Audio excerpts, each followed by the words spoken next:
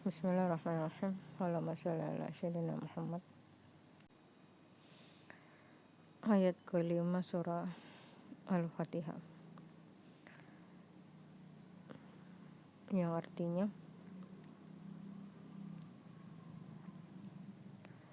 hanya kepada Engkau lah kami menyembah dan hanya kepada Engkau lah kami memohon pertolongan. Iyyaka na'budu wa iyyaka nasta'in. Ternyata ini tafsir Ibnu Katsir ya. Secara etimologis menyembah berarti hina. Secara syariat kecintaan, ketundukan atau ketakutan. Kecintaan kepada Allah, ketakutan hanya kepada Allah, dan ketundukan hanya kepada Allah. Menceritakan tentang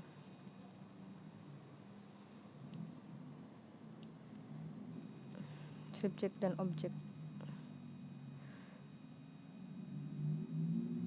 kesempurnaan ketaatan, penyembahan dan permohonan hanya kepada Allah.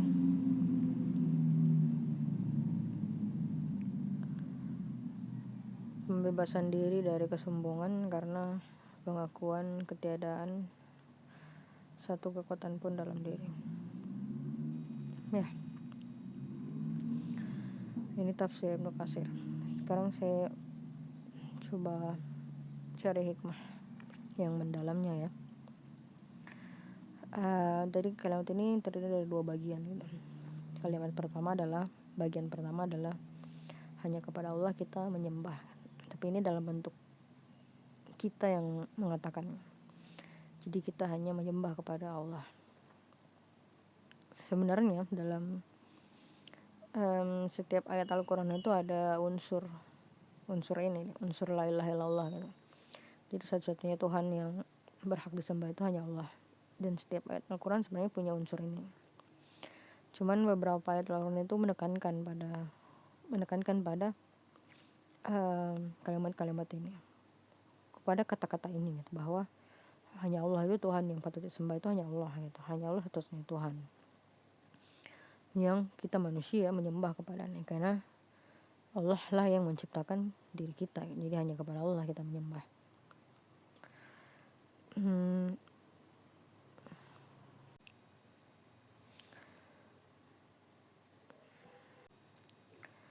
Kemudian bagian kedua, hanya kepada Allah kita memohon pertolongan. Ini sangat, kalau diruntutkan ya sangat banyak ya maknanya. Tapi saya coba sampaikan hal utama. Yang pertama, hanya kepada Allah memohon pertolongan. Ini sebenarnya bukti utama gitu, bahwa manusia itu tempatnya hilaf, tempatnya salah. Maka kita memohon pertolongan kepada Allah supaya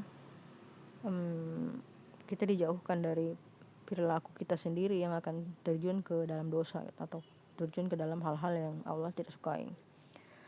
Karena hikmah pertama adalah manusia adalah ladangnya dosa dan ladangnya salah gitu. Maka sebelum kita terjerumus ke dalam melakukan hal-hal itu, kita memohon pertolongan kepada Allah agar kita dihindarkan dari perbuatan-perbuatan kita sendiri yang melakukan hal-hal yang buruk, hal-hal yang Allah tidak sukai. Hikmah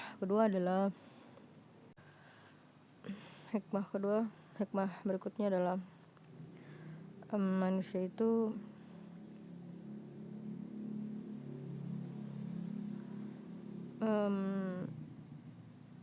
karena dia adalah sumber salah, sumber dosa, sumber keburukan, maka sejatinya ini adalah bentuk anti kesombongan.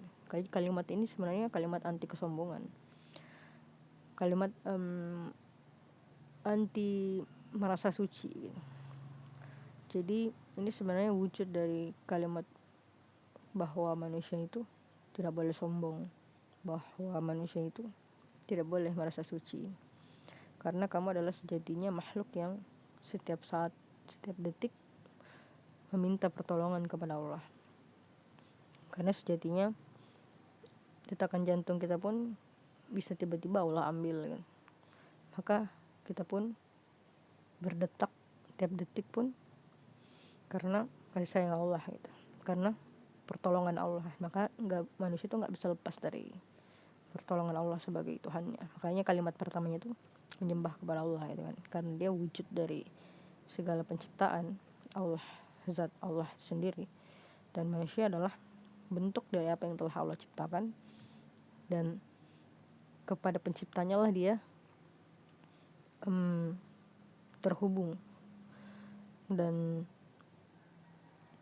siapapun dia, bahkan ketika dia tidak menyembah kepada Allah, dia akan tetap membutuhkan Tuhannya karena dialah zat yang diciptakan, bukan zat yang menciptakan. Maka hanya kepada penciptanya yaitu Allah semata dia membutuhkan.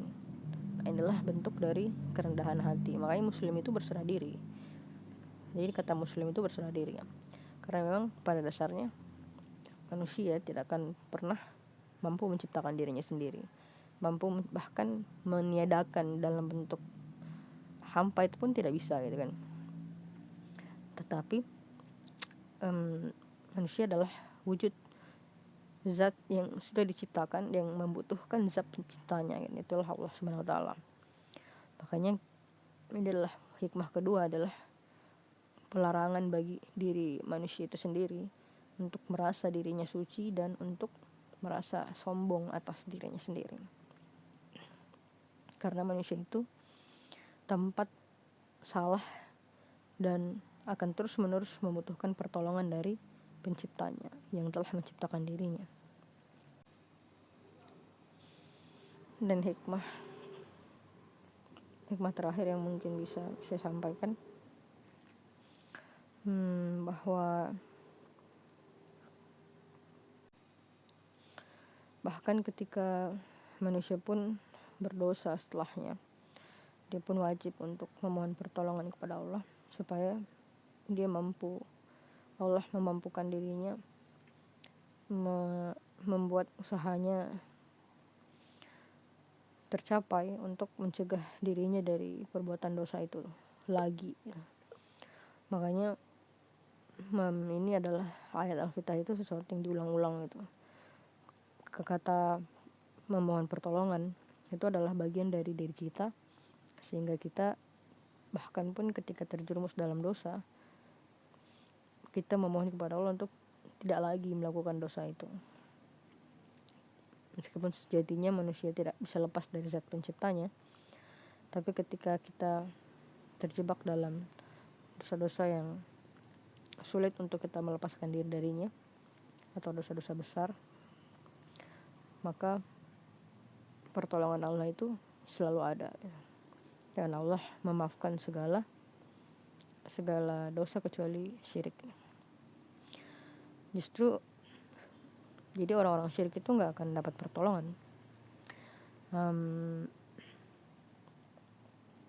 Karena justru dia melanggar bagian pertama dari ayat ini, yaitu menyembah kepada Allah. Ketika dia syirik, dia sudah tidak menyembah kepada Allah. Jadi ketika dia menyembah kepada sesuatu yang lain, bagaimana Allah mau memaafkan kamu ketika kamu menyembah kepada sesuatu yang lain? Makanya tidak ada pertolongan untuk orang-orang yang tidak menyembah Allah.